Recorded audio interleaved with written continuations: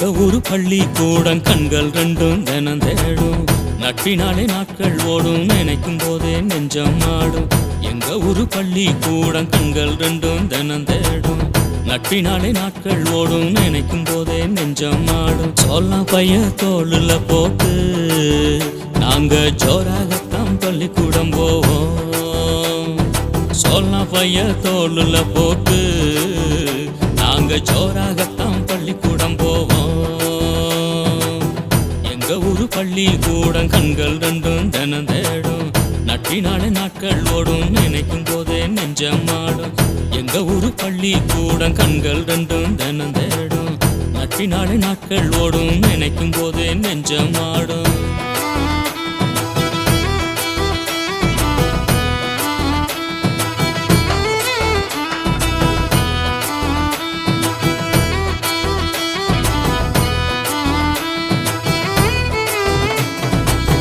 பள்ளிக்கூட படிப்பை முடிச்சு நாங்க பட்ட படிப்பை படிச்சு தாங்க கலெக்டர் ஆகுவோம். நாங்க பட்ட படிப்பை படிச்சு தாங்க கலெக்டர் ஆகுவோம். பள்ளிக்கூட படிப்பை முடிச்சு நாங்க பட்ட படிப்பை படிச்சு தாங்க கலெக்டர் ஆகுவோம். நாங்க பட்ட படிப்பை படிச்சு தாங்க கலெக்டர் ஆகுவோம். காக்கி டவுசர் வெள்ள சட்டை தூக்கி போட்டு நடக்கும் போது, காக்கி டவுசர் வெள்ள சட்டை தூக்கி போட்டு நடக்கும் போது மிடுக்கு கொஞ்சம் தெரியும், இளம் துடிப்பும் அதில் விரியும். எங்க ஏக்கம் அதில் புரியும், எங்க கனவும் அதில் தெரியும். எங்க ஊரு பள்ளி கூடம் கண்கள் ரெண்டும் தினம் தேடும். நட்பினாலே நாட்கள் ஓடும், நினைக்கும் போதே நெஞ்சம் ஆடும். எங்க ஊரு பள்ளி கூடம் கண்கள் ரெண்டும் தினம் தேடும். நட்பினாலே நாட்கள் ஓடும், நினைக்கும் போதே நெஞ்சம் ஆடும்.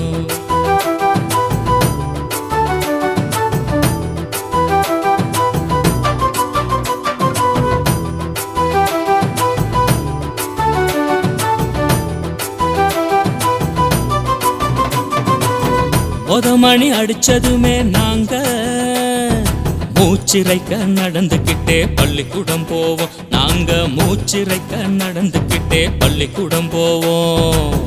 2 மணி அடிச்சதுமே நாங்க வகுப்பறையில் வரிசையாக அமர்ந்திருப்போமே. நாங்க வகுப்பறையில் யாரு அடுத்த சொல்லக்கூடாது. அவ சொல்லுவா இவ சொல்லுவாங்கிற பேச்சு கிடையாது. ஐயா நான் சொல்றேன் ஐயா, ஒரு 30 லட்டு வச்சிருக்கேன். மாணவர்கள்ல அசத்தலி வாசிக்க தெரியுமில்லப்பா உனக்கு? வாசி பாரு. அப்படி இல்லைன்னா எல்லாரையும் நான் கூப்பிடுவேன்.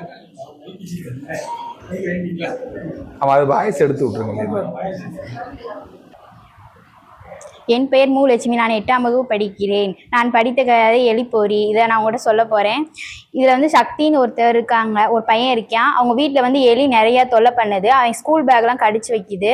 அவங்க வீட்டில் இருக்க எல்லா உணவுப் பொருளெல்லாம் கடிக்குது. அதனால் அவன் வந்து ஒரு பூனை வளர்க்கலான் இருக்கான். பூனை வளர்க்குறான். ஆனால் அந்த எலிகள்லாம் பூனை எப்படி விரட்டுறதுன்னு பேசிக்கிறதுக்கு ஒரு குட்டி எலி சொல்லிச்சான், பூனையை வந்து நம்ம நண்பனாக்கலாமான்னு கேட்குது. அதுக்கு வயதான எலி சொல்லுது, அதெல்லாம் முடியாது, அது பூனை வந்து நம்மளோட நண்பன் ஆகாது அப்படின்னு சொல்லியிருக்கு. அடுத்து என்ன பண்ணலாம், பூனையை விரட்டிடலாம், நம்ம ஒரு கூண்டில் அடைக்கலாம், நம்ம எலிப்பொறி நமக்காண்டி வச்சிருக்க எலிப்பொறி பெருசு தானே, அதில் அடைக்கலாம் அப்படின்னு சொல்கிறாங்க. அது எப்படி முடியும் அப்படின்னு வயதான எலி கேட்கும் போது, அதெல்லாம் முடியும், எல்லாரும் சேர்ந்து பண்ணலாம் அப்படின்னு சொல்கிறாங்க.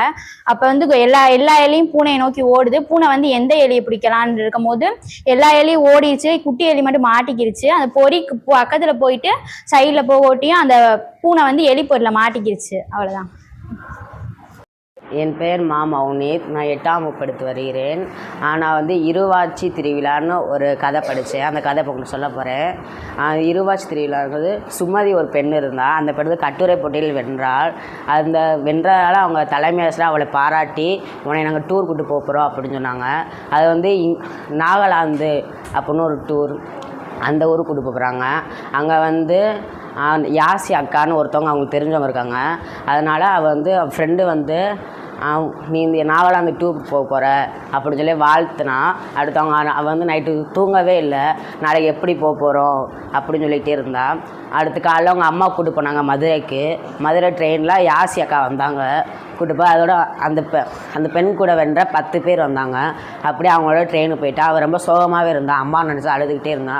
யாசி அக்கா சின்ன சின்ன மேஜிக் பண்ணாங்க, அதை பார்த்து ரொம்ப மகிழ்ந்தா.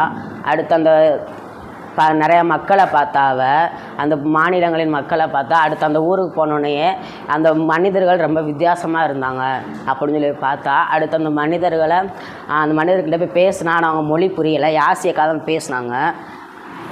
அப்புறம் வந்து அவன் வந்து அங்கே இருந்த பொருட்களை அவங்க அம்மா, அவங்க டீச்சர், அவங்க தோழிங்களுக்கு வாங்கினான்.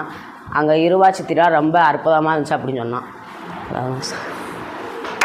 முயல்குட்டி சிரித்து பேசும் முயல்குட்டி, நல்ல நல்ல முயல்குட்டி, நல்லது செய்யும் முயல்குட்டி, குட்டை வாழு முயல்குட்டி, நெட்டை காது முயல்குட்டி, வெள்ளையான முயல்குட்டி, செல்லமான முயல்குட்டி. குட்டை வாழும் முயல் குட்டி, நெட்டை காது முயல் குட்டி, வெள்ளையான முயல் குட்டி, செல்லமான முயல் குட்டி. அப்படி பாடலாமா? முயற்சி செய்வோமா? என் பெயர் ராதிகா. நான் 8ஆம் வகுப்பு படிக்கிறேன். முயலை பற்றி பாட்டு பாடுறேன்.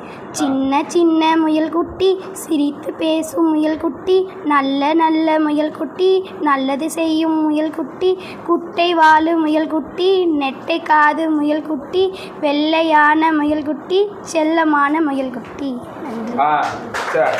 மணிபாலன். நான் 8ஆம் வகுப்பு படிக்கிறேன். நான் படித்த கதை வந்து என் பாப்பாவின் ஆசைகள். அதை நான் அவங்களுக்கு சொல்கிறேன். அனிதா என் தங்கை, அவளுக்கு நிறைய ஆசைகள். பட்டம் விட ஆசை, குட்டி கரணம் போட ஆசை, மேகத்தை தொட ஆசை, மிட்டாய் கடைக்கு போக ஆசை, வண்ண வண்ண மிட்டாய்கள் வாங்க ஆசை, பலூனின் பறக்க ஆசை, தண்ணீரில் விளையாட ஆசை, மீன் போல் நீந்த ஆசை, ஐஸ்கிரீம் சாப்பிட ஆசை, ஊஞ்சல் ஆட ஆசை, சைக்கிள் ஓட்ட ஆசை, கண்ணாமூச்சி விளையாட ஆசை, நாய்க்குட்டி வளர்க்க ஆசை, சுவரில் வரைய ஆசை.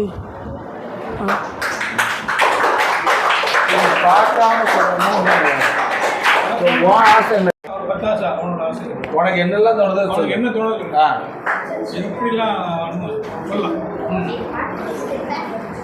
இடையில பேசக்கூடாது. இது என்னோட ஆசை. நான் நல்லா படிக்கணும் ஆசை. எனக்கு செஃப் ஆகணும்னு ஆசை.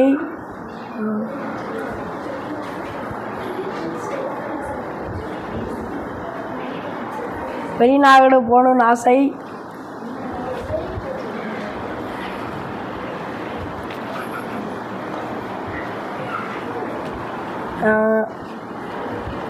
பறவைகள் வளர்க்கணும்னு ஆசை, விலங்குகள் வளர்க்கணும்னு ஆசை.